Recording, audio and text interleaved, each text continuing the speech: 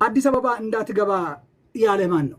አዲስ አበባ እንዳልገባ ተከል አዲስ አበባ ስትመጣ ምን ልታደርግ ነው የምትመጣው? መጀመሪያ የምታደርገውን ነገር እኮ የምትመጣው መንግስትም ይጠይቃል፣ እኔም ይጠይቃል። ምን ልታደርግ ነው የምትመጣው?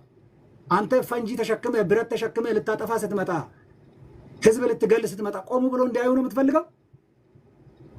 መጀመሪያ ምኒልክ መስጊድ ገልመ ምኒልክ ምን ልታደርግ ነው የምትመጣው? ለመጎብኘት ነው? 400 ብር ይዘህ መሄድ ትችላለህ። መሳሪያ ሳትሸከም ሄደህ መጎብኛ 400 ብር ትከፍላለህ። ገብተህ ጎብኝተህ ትሄዳለህ። ምርጫ ደግሞ ሲደርስ በተራ ትጠብቅና ልክ ባለፈው አሸሸ አብይ መጣልን ከመሸ ብለህ ዘፍነህ እንደሾምከው 5 ዓመት ደግሞ ጠብቀህ በኮንትራት ካሸነፍክ እንደገና ለስንልክስና ትመጣለህ። ያ እስከሚደርስ ግን 4 ኪሎ 400 ብር ከፍለህ ለመጎብኘት ትችላለህ። ኦሮሞን አጥፍቼ ስልጣን እቆጣጠራለሁ፣ ግን የቱለማን ምድር መርገጥ አትችልም። ኮቴን አውልቄ ድንበር ላይ ጠብቀሃለሁ ብያለሁ። ለዚህ ጉዳይ አስረግጬ የምነግርህ ለዚህ ጉዳይ ምንም አይነት የፖለቲካ ልዩነት ሊኖረን ይችላል። ምንም አይነት በሁለት ኃይሎች መካከል ጦርነት ኦሮሚያ ውስጥ ሊኖር ይችላል። አልፈ በኦሮሞ ህዝብ ማንነት ላይ የምትመጣ ከሆነ የኦሮሞ ህዝብ ከመንግስትም ከታጣቂውም ኃይል ይበልጣል።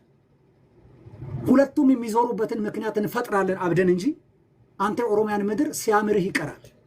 በእናንተ ዛቻ ይህም እንዲመጣ መሬት እንደዚህ ይሄ ፖለቲካም አይደለም። ስለዚህ ይህንን ነው የሚለው ወንድሜ።